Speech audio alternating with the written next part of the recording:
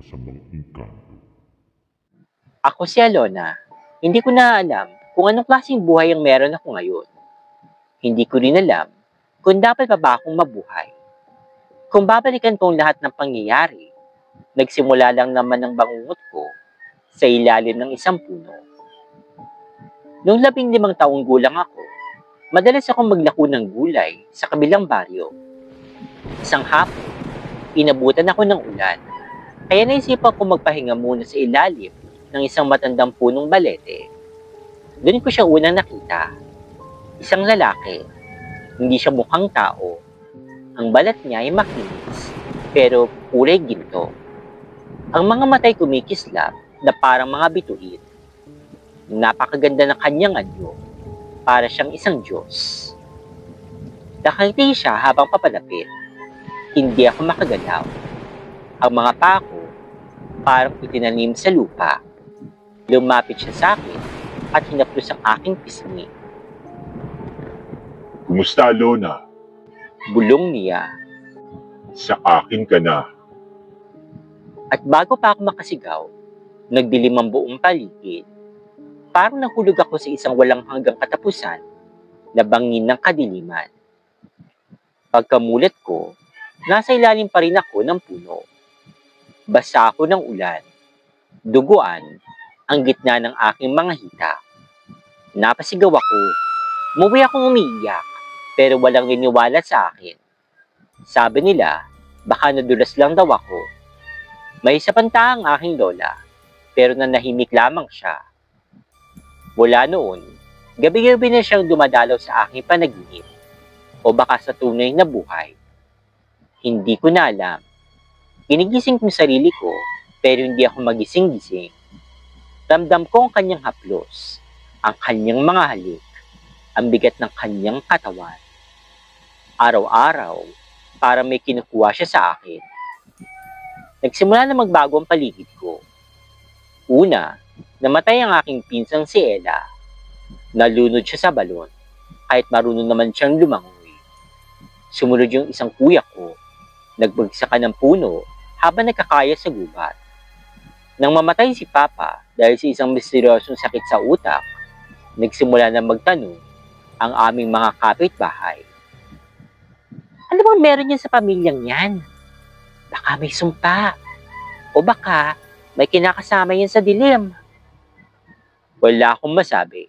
Dahil totoo, hindi ako nag-iisa sa kama tuwing gabi. Hindi ako ligtas kahit sa liwanag ng araw.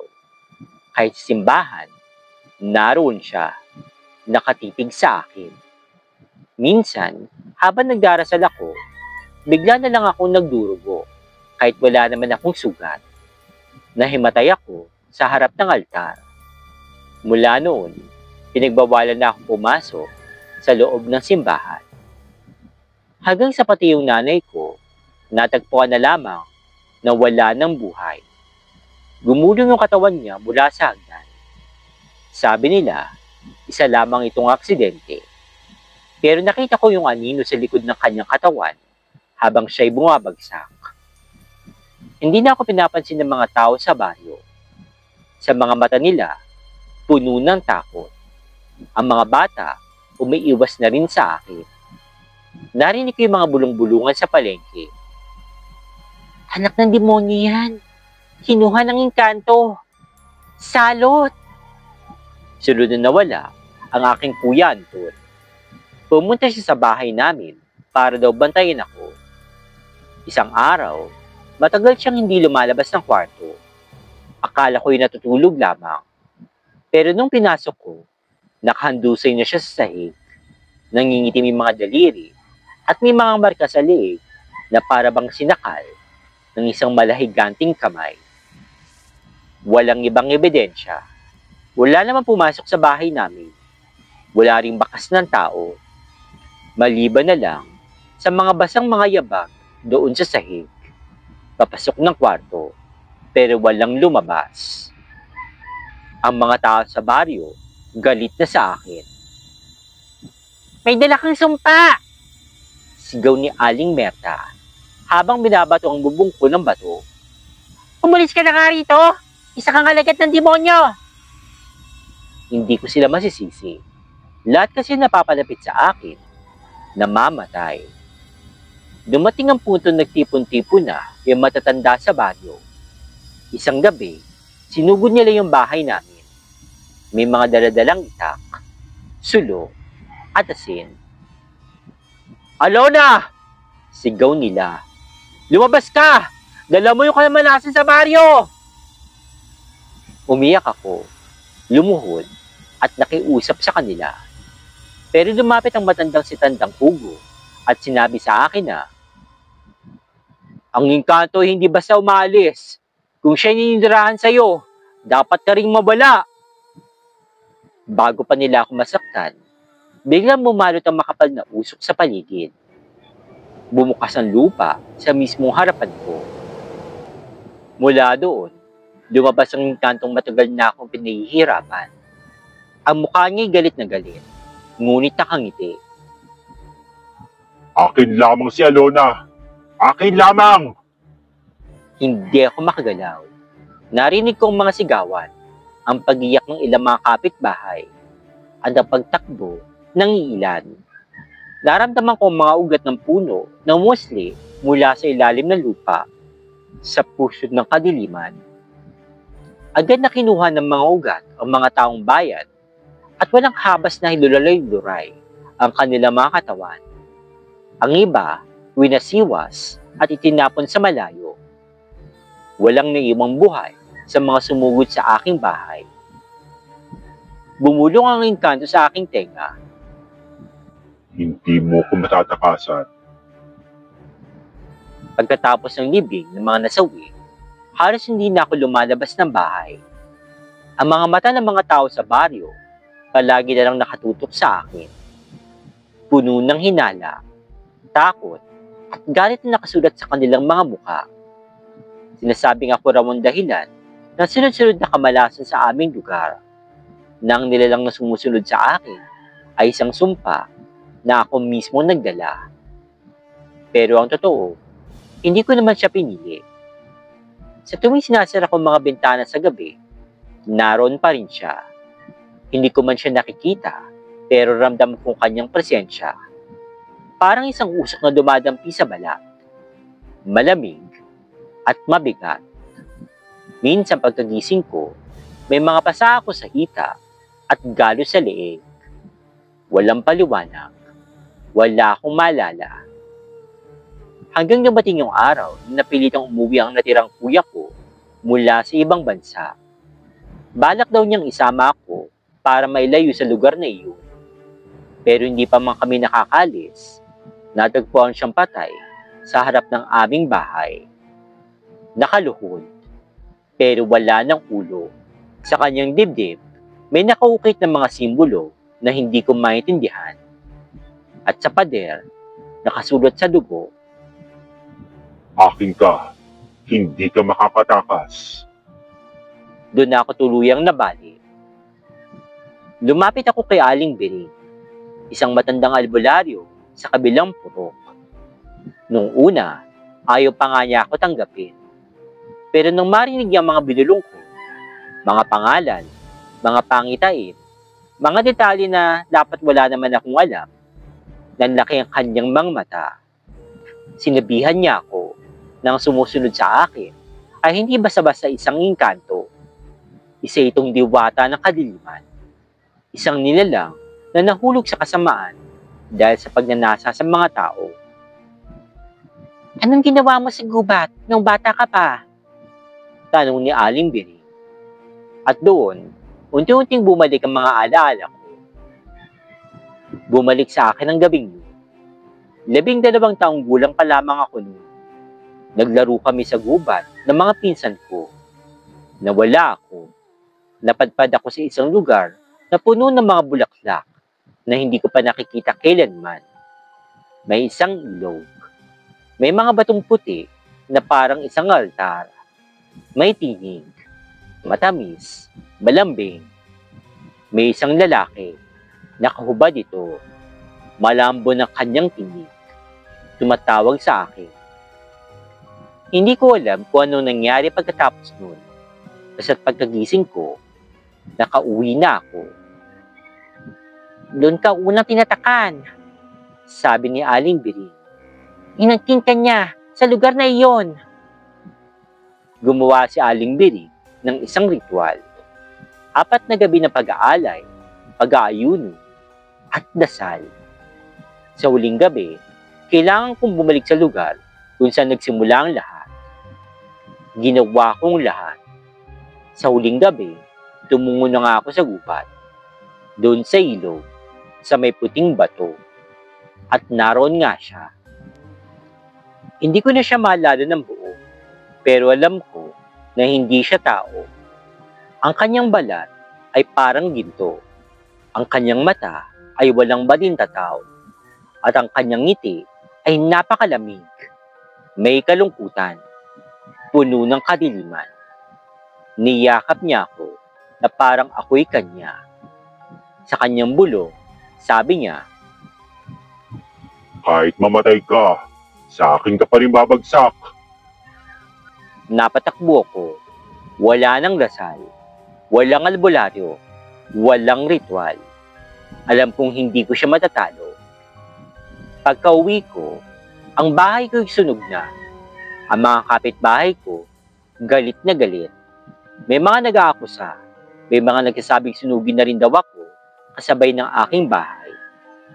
Pero bago pa man nila ako mahuli, nagdilim ang buong paligid. Tumigil yung hangin. Isa-isa silang napatahimik.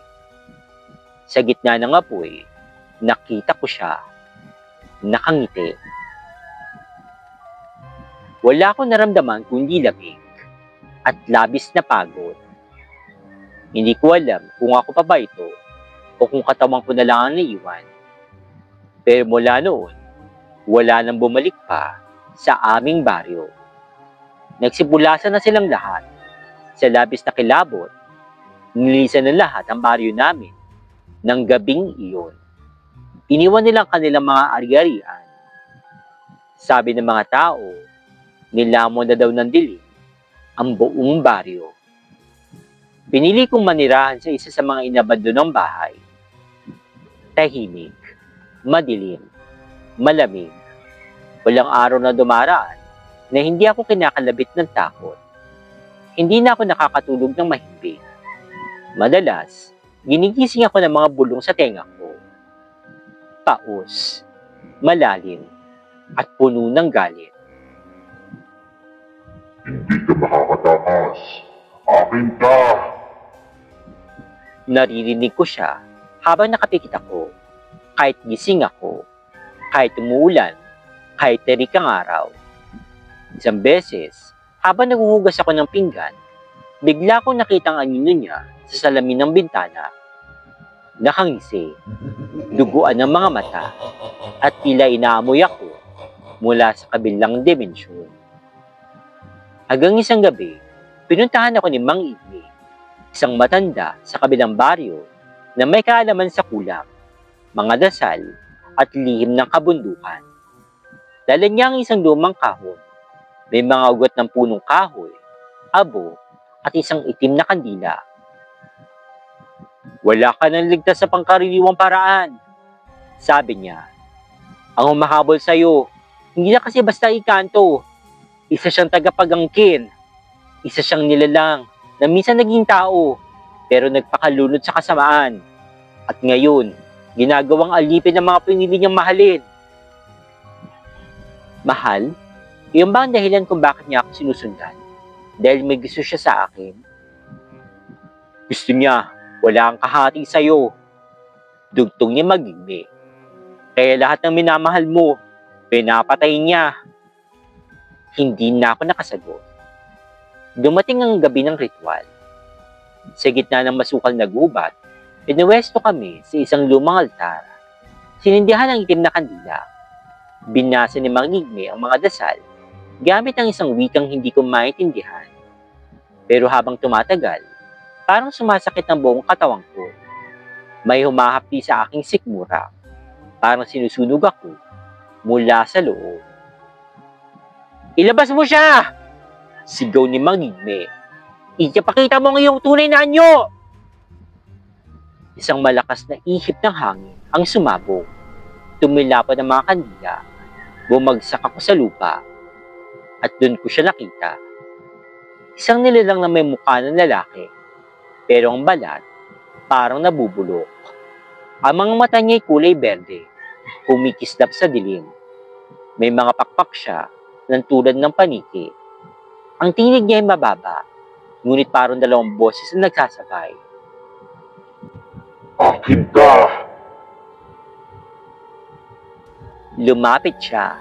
Hinawakan niya ang aking mukha. Napaiyak ako. Hindi dahil sa takot, kundi sa bigat ng lahat ng mga nangyayari. Gusto ko na lang matapos ang lahat. Pero bago niya pa ako mahagkan, sumigaw si Mang Igme. Tanggapin mo ang apoy sa pagsunod sa iyong kasinungalingan! Itinapon niya ang abo sa katawan ko. Isang apoy ang biglang sumiklab mula sa aking dibdib. Nagsisigaw yung engkanto. Nanginig ang buong gubat. Parang umuuga ang lupa. Ngunit hindi siya nawala. Bagkus, pumasok muli siya sa aking katawan. At nawalan na ako ng malay. Nang magising ako, wala na si Mang Igme. Sunog na yung altar. Madilim na yung paligid. At ako, nakaupo sa gitna. Walang saplot. May nakaukit na mga marka sa aking balat na hindi ko malaman kung saan nanggaling. Hindi ako nag-iisa. Sa likod ko, may isang boses. Simula na ito ng panibagong kabanata, mahal ko. At muli, nagsimula na naman ang bangungo. Pero ngayon, sa tuwing titingin ako sa salamin, hindi na ako ang aking nakikita. Wala na akong ibang inisip kundi ang makatakas. Hindi na ako nakakatulog kahit kaunti. Laging may mabigat sa aking dibdib. Laging may mga mata na nakatitig sa akin. Kahit ako naman ay mag-isa sa madilim na kwarto. Sa bawat pagdilat ko, may aninong nakatayo sa gilid ng aking kama. Hindi na ako sigurado kung alin ang panaginip at kung alin ang totoo. Napalitan ako na lumapit pa ulit sa isa pang albularyo. Si Aling Mirna. Halos ayaw niya na akong kausapin. Sabi niya, Anak, may matinding puot yung engkanto na nakatali sa'yo. Hindi ito basta-basta. Hindi ka na kasi ginapos Minarkahan ka niya. Ano pong ibig niya sabihin? Halos pabulong kong tanong habang nanginginig sa takot. Pinili ka niya bilang asawa. Ang paglayo sa kanya ay parang paglayo sa isang sumpa. Hanggat nabubuhay ka, susunod at susundan ka niya. Hanggat hindi mo siya tinatanggap, unti-unti niya kunin lahat ng mahal mo. Napaiyak ako. Parang muling bumigat ang dibdib ko sa mga narinig kong salita. Tinanong ko kung may iba pa bang paraan. Sagot naman niya, may isa pa. Ngunit kailangan mong harapin siya. Kailangan mong bumalik sa lugar kung saan nagsimula ang lahat. Sa ilalim ng punong balete sa gubat. Dalangin ko magkaroon pa ng tapang. Kaya't nagdasal ako sa mga santo. Nagsindi ng kandila sa bawat sulok ng aking bahay. At umasa na hindi ako pababayaan ng Diyos. Kinabukasan, dala ko lang isang rosaryo, bote ng langis na binasbasa ni Aling Mirna at napag-asang makakalaya ako. Pagkarating ko sa balete, agad kong naramdaman ng lamig ng hangin. Ang mga dahon ay tila bulong ng mga daan-daang boses. Tumayo ang balahibo ko. Tumabas ka! Sigaw ko habang pinipilit kong maging matatag. Wala kang karapatan sa aking buhay! Mula sa anino ng punong balete, unti-unting lumitaw yung engkanto. Ang mukha niya, maamo sa simula. Ngunit yung kanyang mga mata, walang kaluluwa. Bakit mo ko tinatanggihan? Bulong niya, tila isang hangin na sumisingit sa tenga. Inilabas ko yung langis at sinimulang basbasan yung paligid. Napasigaw siya, tila isang hayop na sasasaktan. Sinubukan niya akong abutin, pero umatras siya sa liwanag na kandilang dala ko. Hindi mo ako pagmamayari! Hindi ako sa'yo! Sigaw ko, halos wala na sa aking sarili. Napunong na liwanag ang paligid. Ilang saglit, na tila pumunit sa gabi. Sumabog ang isang matinis na sigaw. At sa isang inglap, na walang engkanto. Pagdilat ko, tahimik na ang gubat. Walang anino, walang bulong. Pero hindi pa doon natatapos ang lahat. Pagka-uwi ko, nakita ko may mga ibon na itik na paikot-ikot sa bahay na aking tinitirahan. Sa pintuan, may nakasulat gamit ang dugo. Hindi pa tayo tapos. Hindi ko na alam kung ilang araw na akong halos walang tulog. Ang bawat pagdikit ng talukap ko, tila paanyaya sa bangungot. Sa tuming pipikit ako, naroon siya. Sa anino, sa salamin, sa mga panaginip kong wala na akong kontrol. Napagod na ako. Sawa na akong itago ang takot. Kaya isang gabi, nagpasya akong lumaban. Pinuntahan ko muli si Aling Mirna, ang matandang albularya sa kabilang baryo. Nagbabaka sakaling na baka may alam pa siya kung paano labanan ng nilalang na gaya ng engkanong bumibihag sa aking kaluluwa. Paglapit ko pa lamang sa kanyang barong-baro, agad niya ako tinignan ng matalim. Alam ko na kung bakit ka nandito, sabi niya. Gusto ko na pong matapos ang lahat. Garalgal ang boses ko. Pinipigil lang kong humikbi. Wala na pong natira sa akin. Kinuha niya na lahat. Ako na lang talagang natitira. Tumango si Aling Mirna. May alam ako. Delikado. Pero ito na lang yung natitirang paraan. Kailangan mo pumasok sa mundo niya. Kung gusto mong mabawi ang sarili mo, kailangan mo siyang harapin doon. Kinabukasan, dinala niya ako sa gilid ng gubat, sa ilalim ng punong balete. Doon daw yung pintuan sa mundo ng engkanto. Pinapikit niya ako at pinahawak ng langis na wala raw sa ugat ng saging na iniyakan ng mga ulila. Sa bawat patak nito, isang alaalang iyong isasakripisyo. Hindi ko na alam kung totoo o hindi, pero ramdam ko kaagad ang sakit. Sa bawat patak ng langis sa aking balat, may nawawala sa aking isipan. Alaala ng aking mga magulang, ng aking mga kapatid, ng pinsan kong si Ella. Napakasakit, pero kailangan kong tiisin. Hanggang sa maramdaman kong umiikot ang mundo, bumigat yung hangin, nagdilim ang paligid. Pagkadilat ko, wala na si Aling Mirna. Nasa isang lugar ako na parang malabong kopya ng baryo namin. Pero mas malamig, mas madilim, at punong-puno ng mga bulong. Naroon siya, ang engkanto. Nakatayo sa gitna ng isang sirang bahay. Suot ang anyo na lalaking minsang minahal ko sa panaginip. Niyakap niya ako. Pilit akong inaakit. Bakit mo pa nilalabanan? Di ba't mas masarap kapag walang pumipigil? Hindi mo ako pag-aari! Sigaw ko, sabay saboy ng langis sa kanya. Nagsisigaw siya, parang isang halimaw. Nagsimulang gumuha ang mundo sa paligid. Tumakbo ako, pilit kong hinahanap ang daan pabalik. Hindi ka na makakabalik! Sigaw niya. Wala ka nang uumihan! Sinira ko na lahat ng mahal mo! Ngunit narinig ko ang tinig ni Aling Mirna sa hangin. Ang puso mong pintuan, anak. Kung alam mong hindi ka na sa kanya, maniwala ka. Tumpusin mo siya. Pinikit kong aking mga mata. Inalala ko si Ella, ang huling halakak niya bago siya nawala.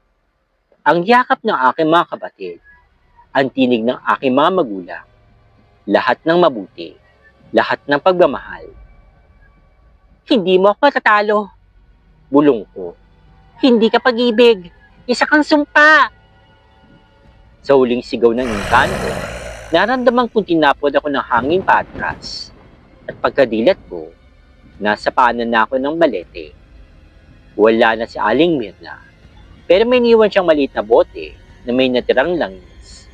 Sa palad ko, may marka ng hugis puso na tila isang paso. Tatandaan na ako'y lumaban at hindi sumuko. Simula noon, unti-unting bumalik ang katahimikan sa aking buhay. Hindi na ako sinusundan. Pero alam ko, ang engkantong yun ay naroon pa rin. Naghihintay lang ng panibagong bibiktimahin. Sa tuwing titingin ako sa salamin, minsan nakikita ko pa rin ang kanyang mga mata. Ngunit ngayon, alam ko na ang kanyang anyo. Hindi na ako natatakot. Ilang taon matapos ang lahat. Tahimik ng aming baryo. Sa wakas, wala na bumubulong sa dilim. Wala nang namamatay ng misteryoso. Ako'y muling nakapagsimula. Lumipat na lang ako sa ibang bayan. Nagtayo ako ng maliit na karinderya. Doon ko binuhos ang aking oras. Kasama ng bagong mga kakilala na walang alam sa dilim na aking pinagdaanan. Ngunit sa bawat gabi, tuwing mag-isa ako sa bahay at ang hangin ay malamig, naroon pa rin yung mga alaala. Hindi na siya nagpapakita, pero parang may bakas pa ng presensya sa bawat sulok ng gabi. Wala na akong takot, pero may pangamba ako na kaunti na baka bumalik pa siya. O baka, naghahanap na siya ng iba. Hanggang isang gabi, habang nagkukumpuni ako ng isang lumang aparador na nakuha ko lamang sa isang lumang ukay-ukay, may nakita akong sulat sa ilalim ng kahon. Isang lumang papel, naninilaw na, nakasulat sa wikang lumang Tagalog. Ang hindi tanggap sa kanyang katawan ay bukas sa sinumang nilalang, sapagkat ang pusong butas ay paboritong tirahan ng mga espiritong walang katawan. Sa likod ng sulat, may marka, pamilyar, hugis puso, gaya ng paso sa aking palad. Puso, kagaya ng paso sa aking palad. Bigla nagsindi yung kandila sa aking lamesa. Mag-isa. Nagsipagtayuan ang aking balahibo. Kaya napaisip ako, hindi pa tapos. Hindi sa akin. Sa iyo. Oo, ikaw na nakikinig ngayon. Kung sakaling makarinig ka ng bulong sa gabi o makaramdam ka ng malimig na hangin, kahit sarado naman ang bintana, huwag mong hayaang butasin ng takot ang iyong puso. Dahil baka isa ka na rin sa kanyang sinusundan. Hindi lahat ay nakakalaban. Hindi lahat nakakabalik. Bella, guess what? Guess your message, mate? Yeah.